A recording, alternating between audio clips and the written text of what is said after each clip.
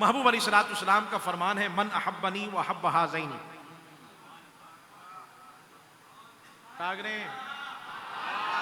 मेरी तरफ देखिए जरा, बात समझाने के लिए मिसाल दो, बात समझ में आ जाती है।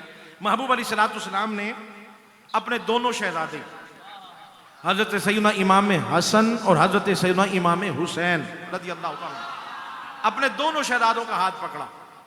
जरा और फरमाइए कि इस बात पर, दोनों शहजादों का हाथ पकड़ा और महबूब अलैहिस्सलाम फरमा रहे, मन अहब्बनी व अहब्ब हाज़ैनी अबाहुमा व उम्महुमा कान मई फी दरजती यौमल क़ियामा।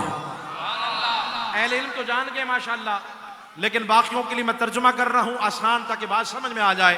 महबूब अलैहिस्सलाम ने फरमाया, क्योंकि आप सारी माशाअल्लाह पंचतन पाक की मोहब्बत में बैठे हुए हैं, महबूब अलैहिस्सलाम ने फरमाया, जिसने मुझसे मोहब्बत की है, मेरे इन दोनों शहजादों से मोहब्बत की है, इनके बाबा मौला कायनात हज़रत अली शेर खुदा से मोहब्बत की है, इनकी अम्मी जान सैयदा फातिमा ज़हरा से मोहब्बत की है, इनाम क्या मिलेगा?